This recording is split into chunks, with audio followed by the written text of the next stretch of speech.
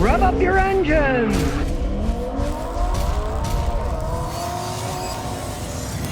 Here we have an overheating Ford. It's bubbling back in the overflow. It's a 4-cylinder Ford made in Turkey. Well, that's upside down now. Maybe that's the whole reason, but I kind of doubt it. Now, this is one of those Ford Transits that was made in Turkey. It's got a lot of space in it. You can carry an awful lot of crap in one of these things. You can take the seats out, leave the seats in, whatever you want to do. As you can see, this baby's got some mileage. It's 178,823 miles. Now, there's a lot of reasons a car can overheat, but Ford's done a bunch of stuff to this vehicle and it's still overheating. They did the obvious things. They replaced the radiator. That didn't fix it. Then they replaced the radiator fans. That didn't fix it. Now, realize the thermostat could be bad too. It closes to heat the engine up faster than it opens, but they replaced that. That didn't fix it.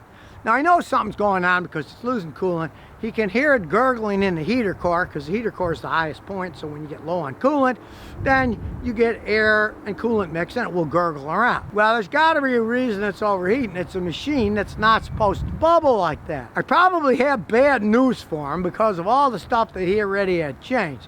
But I don't trust anybody, so I'll double check some stuff first. So we'll turn it on with the parking brake on. First thing we're going to do, we're going to turn the AC on full blast. AC. Make sure the fans are working. And here come the fans. They're blowing air like mad. You can hear the fans are blowing like mad. Well, he knows it's not the fans because he hot wired them before. So the fans ran 100% of the time. And the car's still overheated. So you know, it's not the fan problem. And of course, he drives it on a highway too. When you're going 60 miles an hour, you don't need any fans. The wind's blowing 60 miles an hour. There's something going wrong. Well, it's overheating, so let's get a thermal camera. Now, as you can see in the yellow, the heat is flowing. This is the radiator inlet and outtakes over here. It is definitely flowing through. So it's flowing through the radiator. He had a new radiator put on. That didn't fix it. Now, I'm going to put on my thinking cap. Now, one of the problems he had was this cheap plastic crap under here. You can see where the hose is connected. That's so cheaply made, it broke at one time and leaked, which of course caused massive overheating. And if there's one thing I learned about these Ford engines over time, these little four bangers, is they're really not too good with overheating problems. So, we're gonna get my block testing machine out first. The blue fluid changes color. It shows that you have exhaust gas in a radiator system.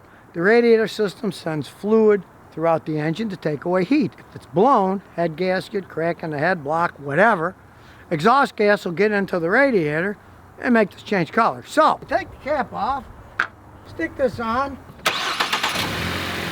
pour in some fluid,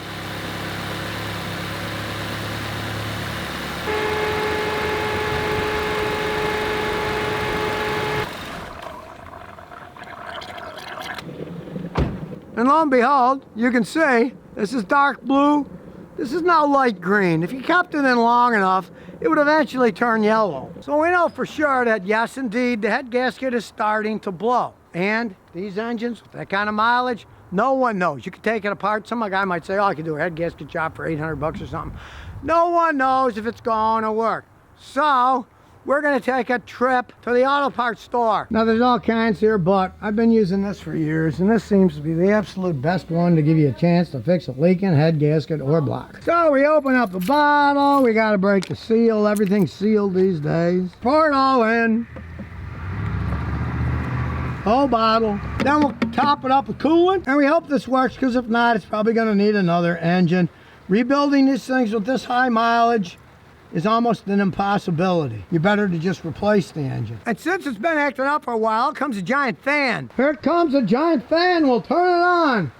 Full speed. And we'll bring it over. There we go. We got it full. We want to turn the heat on full to get that dissipating as much as possible. Have the fan on full blast, and also have the AC on. You can do that with this vehicle. It's set up and all run. You want the AC on so the fan runs all the time. That fan's putting cool air, and we will see what happens. We want to let it run a while. So far it's running pretty good. We'll just see what happens. It can take a while for it to seal anything. It might not work. We're gambling here. There's no ifs, ands, or buts about it. But But the mileage on this engine, I wouldn't advise anybody taking it apart and just trying to change the head gasket. Everything in it is worn. Trick I've done for years. We run it for a while at operating temperature. Then what we're gonna do is we're gonna turn the thing off for half an hour. And that lets it try to set the sealer. So we'll turn it off now and let it sit for half an hour.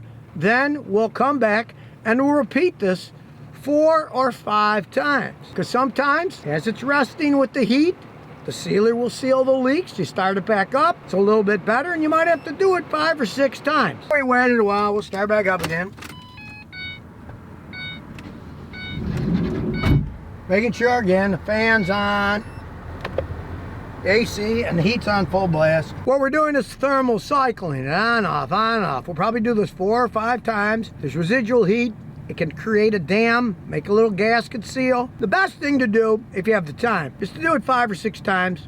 Then let it sit overnight. Then it usually has a better chance to cool down and make a permanent seal. So the best thing is to do it at a low idle. You don't want to rev the engine up in this case. You want it to be going low, because then it's building up less pressure, has a better chance of doing its job sealing it. The whole point is to get the sealer into the cracks. It reacts with the heat of the engine and oxygen in the air, and it fuses where the hole is. So far it's holding pretty stable here, but it's always a good idea not to push your luck. That's why. Run it half an hour. Shut it off for a half an hour. Run it for half an hour. Shut it off for half an hour. There you go, like the old rinse, lather, repeat. Well, start her up again, make sure the fan's on. Heat and AC's on. Fire's all staying normal. All right, now we cycled a bunch of times. I got an even better thermal imager, and we'll start looking at stuff. Well, as you can see here, you see that red line. You see the transmission cooler's working. That's the transmission cooler line that goes in front. We know that's working. Now look with a gauge, and I can see that it's 170 going in and 148 coming out. So it's cooling it down. Now, understand, that's not the actual temperature. This is taking the temperature of the radiator hoses.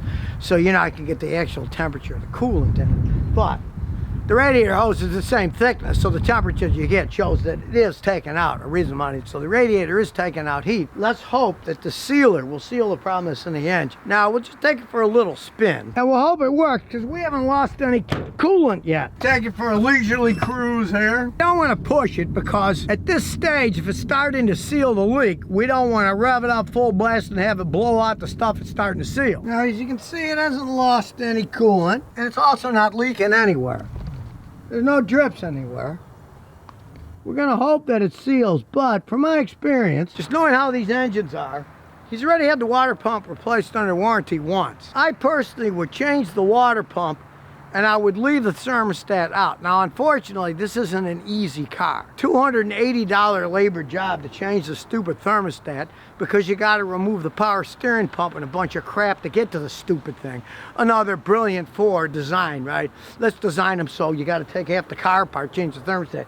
Used to be there right on the top, 2 bolts, you took them off, 5-minute job, right? Because we put sealer in it, I would want to have that thermostat taken out and a new water pump put in, and then see what happens, because I have a feeling that that water pump isn't pushing it as hard as it should push it, because temperature differential between the inlet and the outlet, it wasn't extreme enough, and to me it tells me it's not pumping it through fast enough. So it'll run better at an idle, but then when you get at higher speeds, it's going to have a tendency of overheating, because it's not pumping the fluid out to disperse the heat quickly enough. So let's hope that it holds up for him. He's going to tell me after he changes the water pump and removes the thermostat to see how it goes, because really, if you're going to use any type of sealer, you're better off to remove the thermostat anyways, because you're always taking a chance that the stupid thermostat, the sealer will seal it shut, and then goodbye. In the past, we always took them out, but like I say, you know, you got a $300 job changing the thermostat, you're not going to guess on something like that. But he's an ex-plumber, so he's going to do that himself, and then he'll tell me what happens after. It's better than it was, and maybe that will make it so that he can drive it more and not have to throw money into an engine yet.